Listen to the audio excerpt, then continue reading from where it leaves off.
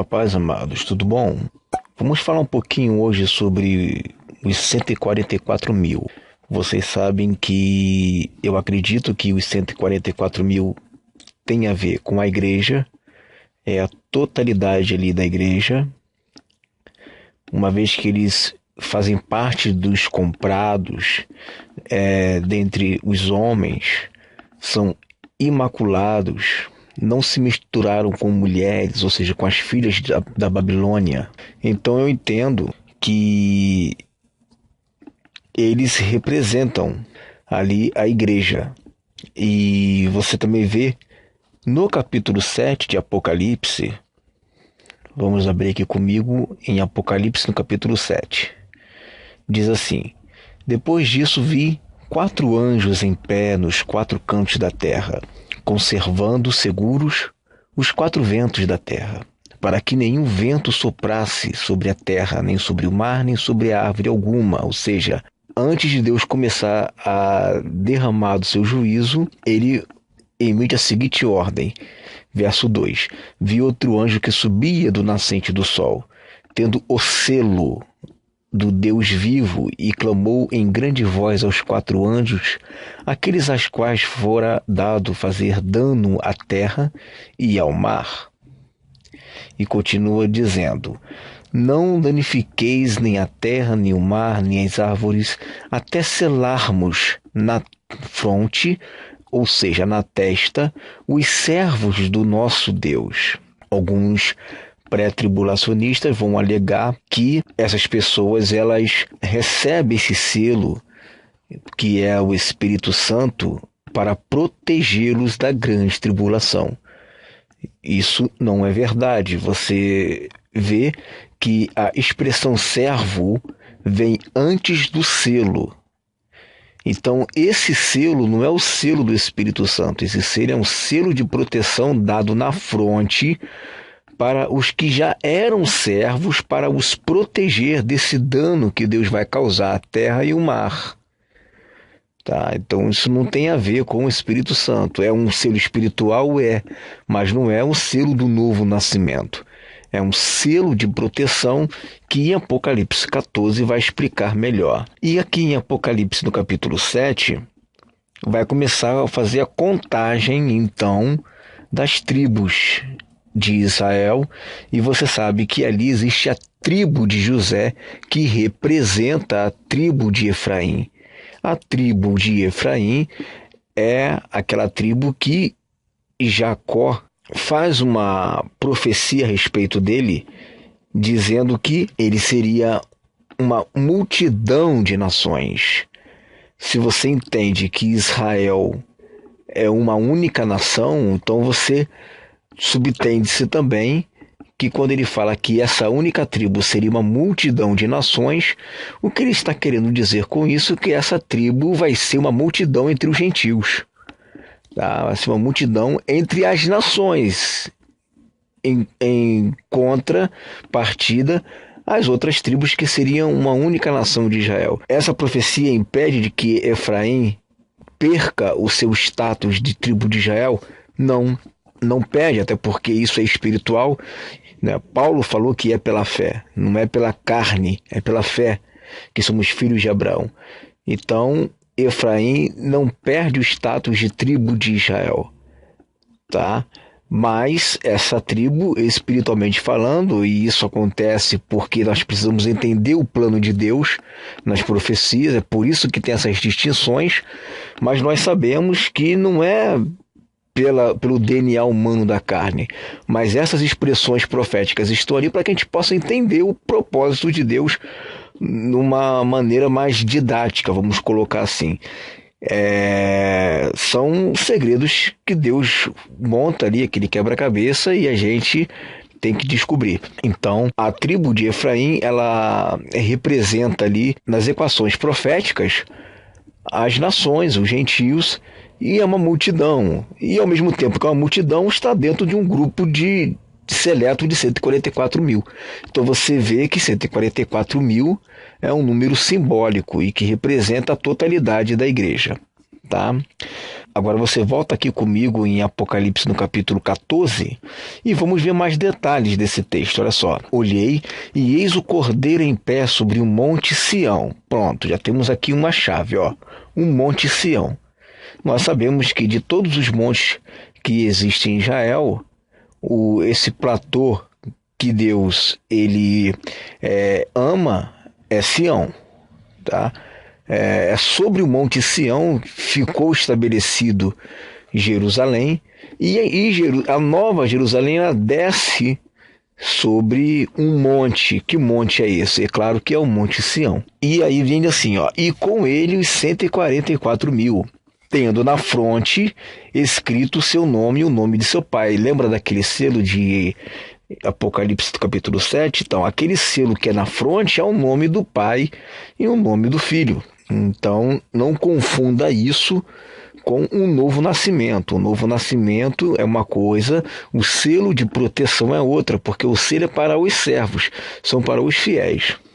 O novo nascimento é apenas o início de uma caminhada. Continuando, diz assim: ouvi uma voz do céu como voz de muitas águas, como voz de grande trovão. Também a voz que ouvi era como de arpistas quando tangem a sua harpa. Então você vai começar a observar que vai haver aqui uma preparação para se tocar um louvor. Então eles vão começar a tocar um louvor, esses 144.000, e eles não estão apenas lá. E o louvor vai ser tão intenso que observa o seguinte: entoavam um novo cântico diante do trono, ou seja, na presença do trono, diante dos 4 seres viventes e dos anciãos. E ninguém pode aprender o cântico, senão os 144.000, nem os 4 seres viventes e nem os 24 anciãos, eles sabem o cântico, eles estão ali, estão presenciando ao louvor, mas eles não sabem entoar esse novo cântico. Por quê? Porque só quem sabe entoar esse novo cântico são os que foram comprados da terra, que são os 144.000. Esses 144.000 são os que não se macularam com mulheres, né? Porque são castos, ou seja, virgens espirituais, uma noiva virgem. Eles são os seguidores do Cordeiro. Aonde o Cordeiro vai, eles vão atrás. Eles foram redimidos dentre os homens, ou seja, dentre as nações, Deus tomou como primícias para Deus e para o Cordeiro. São os principais das nações, são os príncipes das nações, são os reis e sacerdotes das nações. Dentre todas as nações, Deus ele escolheu, ele elegeu essas pessoas. E não se achou mentira na sua boca, não tem mácula. Agora veja que interessante essas expressões que estão aqui em Apocalipse 7, Apocalipse 14, que você vai encontrar um texto muito interessante que dá um link direto ao Apocalipse 14 e Apocalipse 7. É o texto que está lá em Salmos, no capítulo 87. Salmo capítulo 87. Salmos do filho de Corá, cântico, fundada por ele sobre os montes santos. O Senhor ama as portas de Sião. Lembra de Sião? Lá de Apocalipse capítulo 14. Mais do que as habitações todas de Jacó. Claro, porque em Sião será o centro do governo do reino de Deus. Em Sião será estabelecida Jerusalém. Gloriosas coisas se tem dito de ti, ó cidade de Deus. Dentre os que me conhecem, farei menção de Raabe. Raabe aqui você entende pelo dicionário do Strong, que é um nome simbólico para Egito. Ele vai colocar aqui também da Babilônia. Babilônia, você já sabe, né? Fica situado junto ao Eufrates. Filístia, hoje o território da Palestina. Tiro, lá é uma cidade da Fenícia, na costa do Mediterrâneo. E da Etiópia, que tem a ver com Cush, que também tem a ver com os do extremo sul da África, tá? E também da Etiópia. Então, ele diz assim: dentre os que me conhecem, farei menção dessas nações aqui. E aí ele vai dizer: lá nasceram. Lá nasceram eles aqui. Agora, com respeito a Sião, se dirá: este e aquele nasceram nela, e o próprio Senhor a estabelecerá. Então você vê que quando a gente está falando aqui de eleição, quando a gente está falando aqui de escolha, de predestinação, é Deus quem escolhe quem nasce como egípcio, quem nasce como sul-africano e quem nasce como filhos de Sião. Mais uma vez eu repito, não é a demarcação geográfica que se está contando aqui, mas sim um nascer espiritual de Deus. É Deus quem estabelece quem nasce de novo.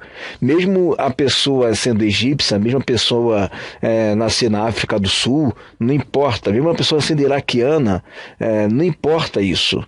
O que importa é no mundo espiritual quem ela é. Quem ela é no mundo espiritual?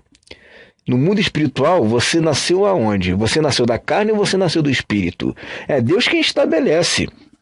Olha o versículo 6. O Senhor, ao registrar os povos, dirá: esse nasceu lá.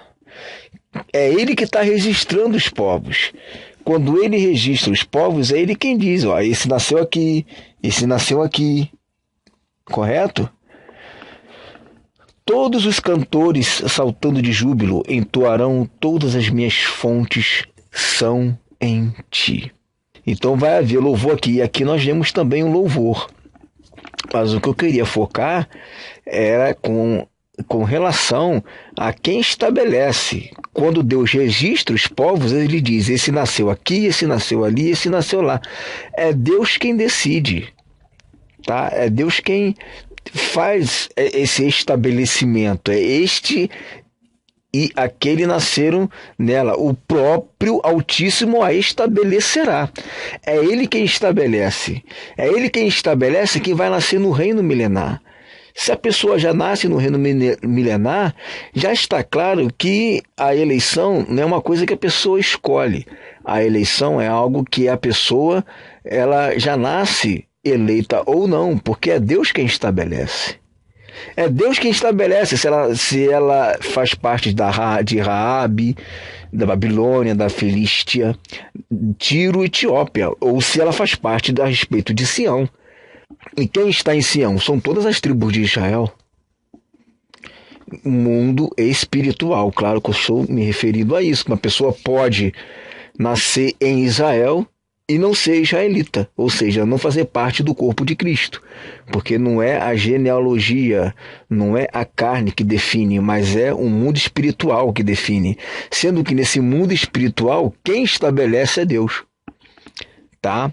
E a pessoa, mesmo sendo eleita, não significa que ela já tenha a salvação dela garantida. Eu já expliquei isso em tantos outros vídeos. Mas eu estou fazendo aqui essa junção do Salmo 87 com Apocalipse 7 e Apocalipse 14 para mostrar que existe esse nascer aqui, nascer ali, quem nasce em Sião, quem estabelece as nações e quem registra os povos, que vão haver povos. Não vai haver só a igreja no reino milenar nem na eternidade, mas vão haver povos. E esses povos, que Deus diz que nasceu aqui, que nasceu ali, é Deus quem estabelece. E ali, no Monte Sião, haverá um grande louvor diante dos 24 Siões, diante do trono e diante dos 4 seres viventes. Eles vão estar entoando louvor. Tá?